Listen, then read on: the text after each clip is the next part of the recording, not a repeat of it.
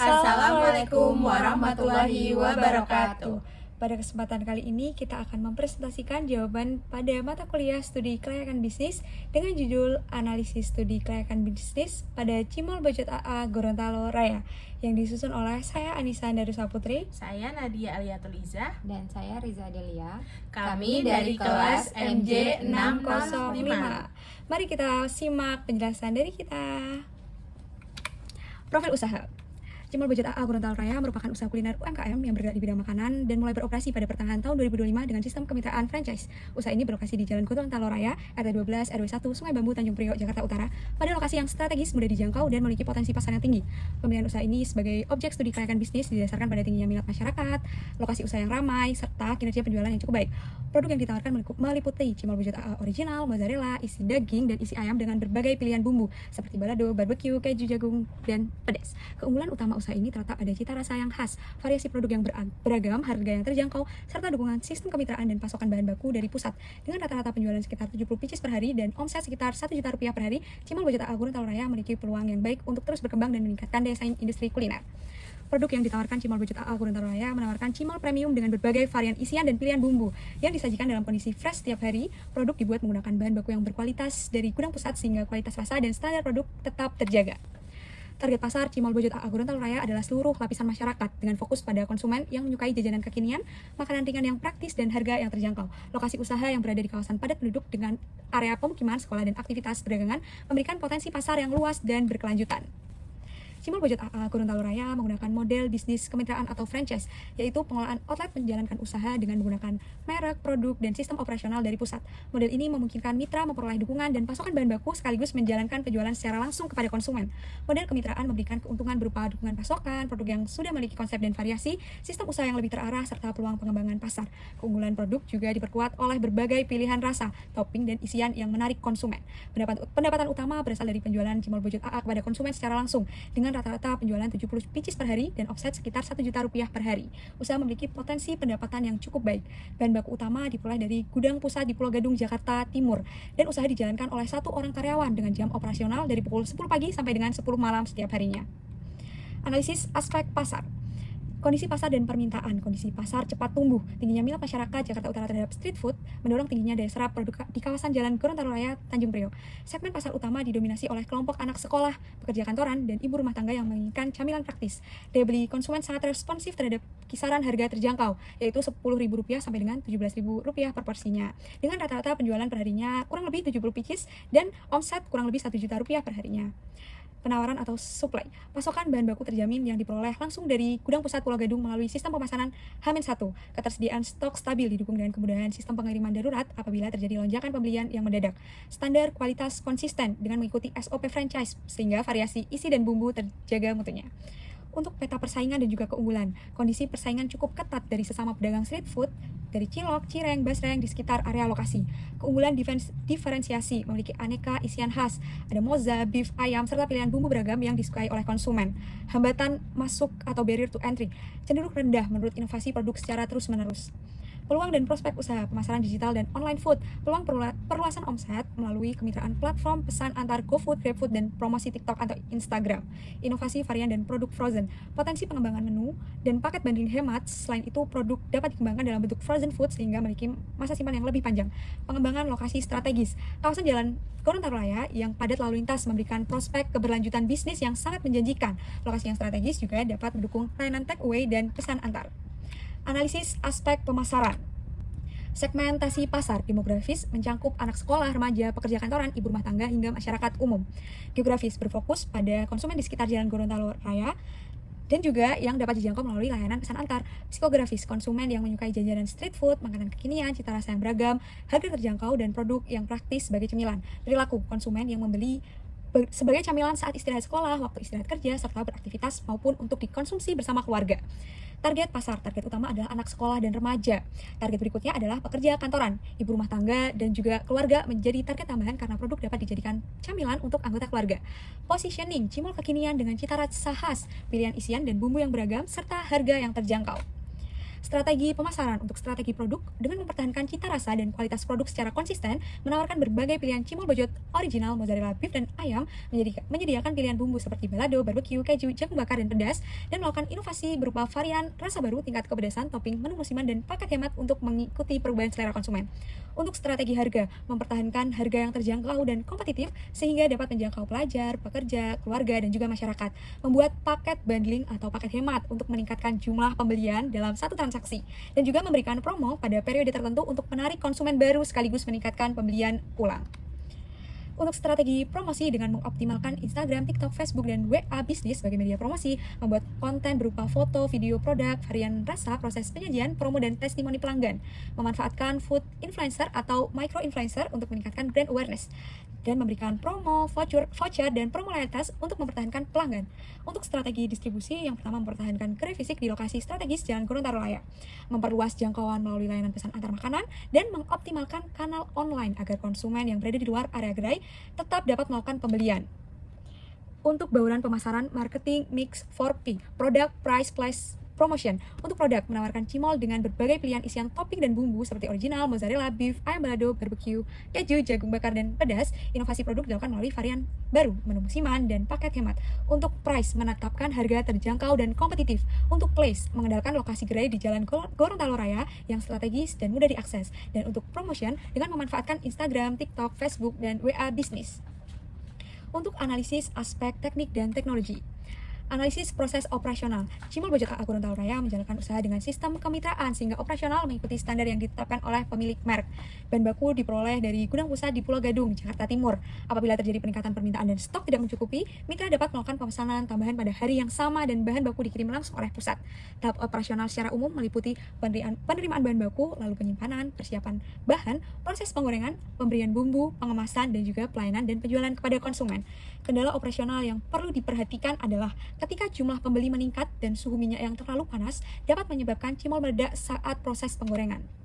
Lokasi usaha Cimol Bojot AA Gorontalo Raya di Jalan Gorontalo Raya, RT 12, RW 1, Kelurahan Sungai Bambu, Kecamatan Tanjung Priok. Jam operasional setiap hari adalah pukul 10 pagi sampai dengan 10 malam.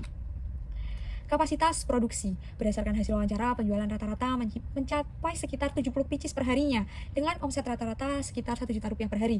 Dalam kondisi tertentu, kebutuhan stok harian dapat mencapai sekitar 70-100 porsi. Sistem pemesanan bahan baku dari pusat dilakukan berdasarkan estimasi kebutuhan. Kapasitas produksi masih sesuai dengan skala usaha sebagai UMKM, tetapi perlu disesuaikan dengan kondisi permintaan agar tidak terjadi kelebihan bahan baku maupun keterlambatan pelayanan. Jika permintaan meningkat secara signifikan, kapasitas dapat dikembangkan melalui penambahan tenaga kerja, peningkatan peralatan produksi, serta pengaturan proses kerja yang lebih efisien. Teknologi yang digunakan Cimol Bojot AA Gorontalo Raya masih sederhana dan disesuaikan dengan skala usaha. Saran pengembangan teknologi, yang pertama menggunakan pencatatan penjualan dan stok secara digital, yang kedua mengoptimalkan aplikasi pemesanan makanan, yang ketiga menggunakan peralatan produksi yang lebih aman dan efisien, dan yang keempat melakukan pemeliharaan peralatan secara berkala. Untuk tata letak atau layout, tata letak usaha perlu mendukung alur kerja yang sederhana, cepat, dan tidak saling mengganggu. Area usaha idealnya dibagi menjadi beberapa bagian. Area penyimpanan bahan baku untuk menjaga bahan tetap tersedia dan tertata, area persiapan untuk menyiapkan bahan baku sebelum proses produksi, area penggorengan sebagai pusat proses pembuatan cimol, area pemberian bumbu dan pengemasan untuk menyelesaikan produk sebelum diberikan kepada konsumen, area pelayanan atau penyerahan pesanan agar proses transaksi dan pengambilan produk berjalan dengan cepat. Penataan tersebut penting karena usahanya memiliki satu orang karyawan sehingga alur kerja harus dibuat efisien agar pelayan tetap optimal ketika jumlah pelanggan meningkat. Area produksi juga harus memperhatikan kebersihan, keamanan kerja, dan sanitasi karena aktivitas utama usaha meliputi pengolahan bahan, penggorengan, pengemasan, dan penjualan makanan siap saji. Kualitas proses bisnis Cimol Bojot AA Gorontalo Raya didukung oleh penggunaan bahan baku dari gudang pusat sehingga kualitas produk tetap konsisten.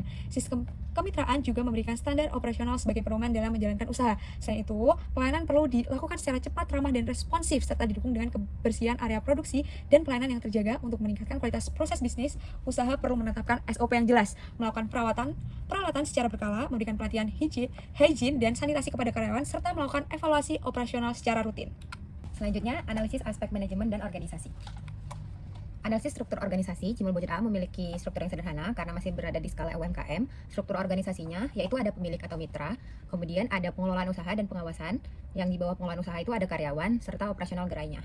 Pemilik atau mitranya menjadi pihak utama yang mengelola dan mengawasi, karyawan yang bertanggung jawab dalam kegiatan operasional, strukturnya yang sederhana, membuat koordinasi dan pengambilan keputusan lebih cepat. Juga sistem kemitraannya membuat pengelolaan cabang tetap mengikuti standar dan ketentuan dari pusat.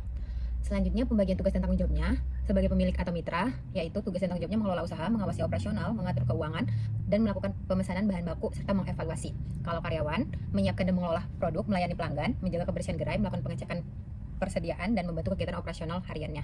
Kalau pihak pusatnya, yaitu menyediakan standar operasional, bahan baku tertentu, serta memberikan arahan dan dukungan terkait sistem kemitraannya. Berikutnya, fungsi manajemen yang diterapkan untuk memastikan kegiatan usaha dapat berjalan secara terarah dan sesuai dengan tujuan, yaitu ada planning atau perencanaan, menentukan target penjualan, kebutuhan bahan baku, jumlah produksi, serta kegiatan promosinya. Selanjutnya, pengorganisasian, yaitu membagi tugas antara pemilik dan karyawan sesuai dengan tanggung jawab masing-masing. Ada pengarahan, yaitu memberikan arahan kepada karyawan agar proses produksi, pelayanan, dan operasionalnya berjalan lancar. Dan controlling atau pengawasan, mengawasi kualitas produknya, pelayanan, persediaan, penggunaan biaya, dan hasil penjualan. Keempat fungsi tersebut saling berkaitan untuk kelancaran operasional dan mencapai target. Berikutnya, sistem pengelolaan usaha, di mana Cimol Budget AA ini menggunakan sistem kemitraan, sehingga pengelolaan usahanya mengikuti standar dan ketentuan yang telah ditetapkan oleh pusatnya, yaitu ada pengadaan bahan baku mengikuti sistem dan yang ditetapkan pihak pusat, proses produksi dan kualitas produk yang harus mengikuti standar, operasional gerainya yang dijalankan oleh mitra dengan bantuan karyawan, pengawasan usaha yang dilakukan oleh pemilik melalui pemantauan penjualan, persediaan, keuangan, dan kinerja karyawan, serta sistem ini yang membantu mitra ini menjalankan usaha dengan lebih terarah karena sudah memiliki standar dari pusatnya. Selanjutnya, terkait analisis aspek sumber daya manusia atau SDM. Analisis kebutuhan tenaga kerja, di mana Cimol Budget AA ini memiliki 1 orang karyawan yang menjalankan kegiatan operasional setiap gerainya. Kebutuhan tenaga kerjanya yaitu ada tenaga operasional, bertugas dalam proses produksi, pelayanan pelanggan, dan menjaga kebersihan gerai. Kemudian penambahan tenaga kerja yang diperlukan apabila penjualan dengan jumlah yang cukup meningkat sehingga beban kerjanya dapat dibagi ke pelayanannya tetap optimal. Untuk proses rekrutmen dan pengembangan SDM-nya disesuaikan dengan kebutuhan. Kalau proses rekrutmennya, calon karyawannya sebaiknya memiliki sikap yang disiplin, bertanggung jawab, mampu bekerja sama, dan memiliki kemampuan pelayanan yang baik. Untuk pengembangan SDM-nya, yaitu ada pelatihan SOP, di mana karyawan perlu memahami standar pengelolaan dan penyajian produk, ada pelayanan pelanggan yang diberikan pengarahan agar mampu memberi pelayanan yang ramah dan responsif, kebersihan dan keamanan pangan, karyawan yang perlu memahami cara menjaga kebersihan selama proses produksi dan pelayanan. Dan hal tersebut penting karena usaha menggunakan sistem kemitraan dengan standar operasional yang sama dari pusat. Berikutnya, produktivitas, kompensasi, dan keselamatan kerja. Produktivitas karyawan dapat dilihat dari kemampuan menyelesaikan produksi dan melayani pelanggan secara cepat dan efisien. Dengan penjualan sekitar 70 pieces per hari, produktivitas karyawan menjadi salah satu faktor penting dalam kelancaran operasional. Sistem kompensasinya diberikan sesuai dengan tanggung jawab dan beban kerja karyawan. Bonus atau insentif dapat diterapkan sebagai bentuk penghargaan atas kinerjanya. Keselamatan kerja, yaitu karyawan yang perlu berhati-hati dalam penggunaan peralatan memasok dan minyak panas. Kemudian kebersihan area serta penggunaan peralatan yang aman. Selanjutnya, analisis kelayakan aspek SDM. Berdasarkan kondisi usaha, aspek SDM-nya dinilai layak karena kebutuhan tenaga kerjanya masih terpenuhi. Hal yang perlu dikembangkan lagi yaitu penambahan karyawan apabila volume penjualannya meningkat, pelatihan dan evaluasi untuk menjaga kualitas kerja, kompensasi yang sesuai dengan mempertahankan motivasi karyawan, dan penerapan keselamatan kerja untuk menciptakan lingkungan kerja yang aman. Berikutnya, analisis aspek finansial. Poin pertama, kita menganalisis kebutuhan investasi dan sumber pendanaan. Cimol Budget AA ini menjalankan usaha dengan sistem kemitraan, yang dimana sistem ini membuat kebutuhan investasi lebih terarah karena mitranya memperoleh dukungan berupa sistem operasional dan pemasukan bahan baku dari pusat.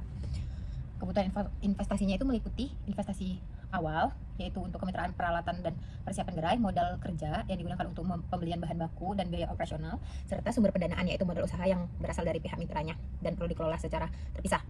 Selanjutnya, estimasi biaya dan proyeksi pendapatan. Biaya usahanya ini terdiri dari bahan baku, tenaga kerja, listrik, gas, perlengkapan, serta biaya operasional lainnya. Pengendalian biaya menjadi penting karena harga bahan baku dan operasional ini dapat mempengaruhi keuntungan usaha ini sendiri. Proyeksi pendapatannya, penjualan sekitar 70 pieces seperti yang sudah dibahas.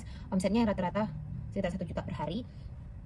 Dan jika kondisi relatif stabil, omsetnya menjadi dasar untuk memperkirakan pendapatan bulanan dan tahunannya. Selanjutnya, analisis laba dan arus kas. Laba usaha diperoleh dari pendapatan penjualan setelah dikurangi dari seluruh biaya yang dikeluarkan dalam operasional, sehingga peningkatan omset belum tentu meningkatkan laba apabila biaya bahan bakunya dan operasional juga meningkat. Selanjutnya, arus kas yang perlu diperhatikan untuk memastikan agar usaha ini memiliki dana yang cukup. Maka merekomendasikan pencatatan seluruh pemasukan dan pengeluaran secara rutin serta memisahkan keuangan pribadi dengan keuangan usaha. Selanjutnya, analisis kelayakan finansial. Secara umum, usaha prospek finansial yang cukup baik karena mampu menghasilkan omset 1 juta yang kurang lebih 70 pieces per hari.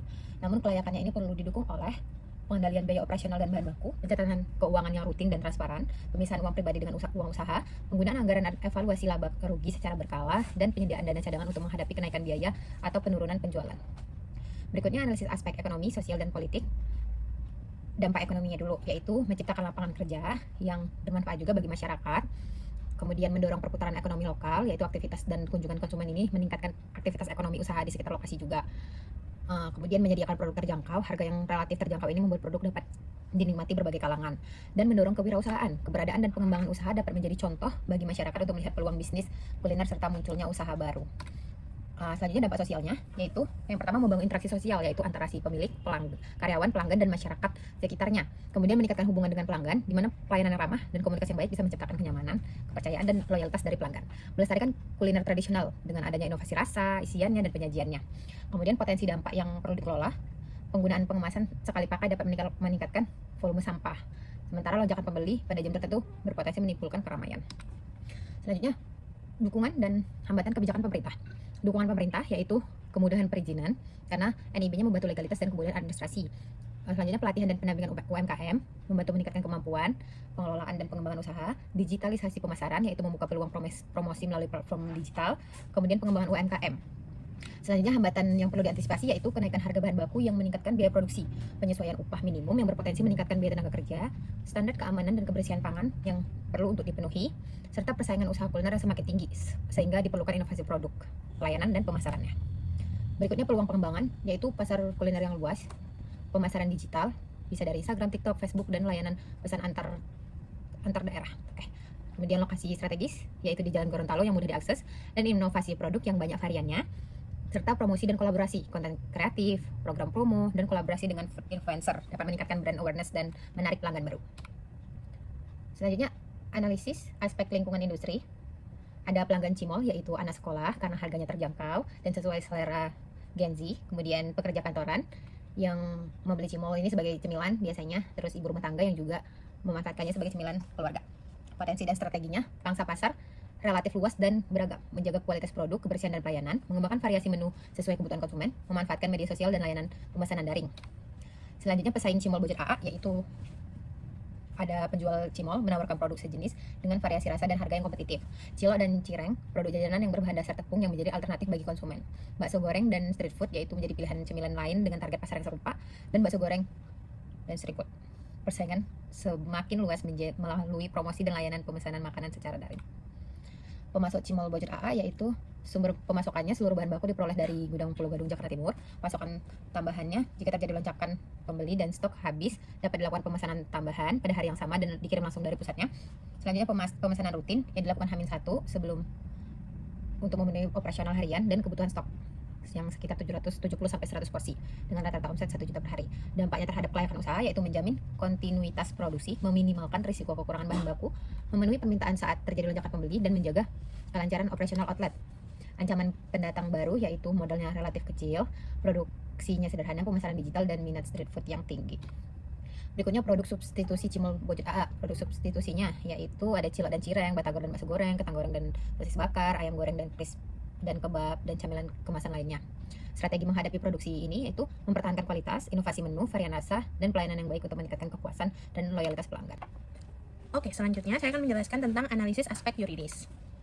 Yang pertama yaitu ada analisis legalitas usaha. Cimol Budget AA Gorontalo Raya merupakan usaha kuliner yang mulai beroperasi pada pertengahan tahun 2025 dengan sistem franchise. Berdasarkan hasil observasi dan wawancara kelompok kami, usaha ini telah memiliki legalitas dasar yang mendukung kegiatan operasionalnya. Legalitas yang telah dimiliki yaitu ada NIB atau nomor induk berusaha sebagai identitas resmi usaha, dan legalitas tersebut memberikan kepastian hukum untuk meningkatkan kepercayaan konsumen maupun mitra usaha. Lalu ada bentuk badan usaha. Cimol Budget AA Gorontalo Raya ini termasuk dalam kategori usaha mikro, kecil, dan menengah atau yang sering kita dengar dengan UMKM yang bergerak di bidang kuliner. Usaha ini dijalankan melalui sistem kemitraan sehingga pengelolaannya melalui cabang mengikuti standar yang telah ditetapkan oleh pemilik. Bentuk usahanya yaitu, kita ulang lagi, adalah UMKM dengan sistem kemitraan dan bidang usaha kuliner atau makanan ringan. Lalu ada perizinan dan regulasi. Sebagai usaha yang bergerak di bidang makanan, Cimol Budget AA ini perlu memenuhi perizinan dan regulasi yang berkaitan dengan kegiatan usaha serta keamanan pangan. Perizinan yang berkaitan dengan usaha yaitu ada NIB, sertifikat standar atau izin usaha, NPWP apabila diperlukan sesuai ketentuan perpajakan, lalu ada sertifikat halal, sertifikat laik hygiene sanitasi apabila dipersyaratkan oleh pemerintah daerah. Selain perizinan, proses produksi dan pemasaran harus mengikuti SOP dari pihak pusat agar kualitas dan keamanan produk tetap terjaga. Selanjutnya itu ada analisis kelayakan aspek yuridis. Secara keseluruhan, aspek yuridis Cimol Bojot A Gorontalo Raya ini dinilai layak karena usaha telah memiliki legalitas dasar berupa NIB dan menjalankan kegiatan melalui sistem kemitraan dengan standar operasional yang jelas.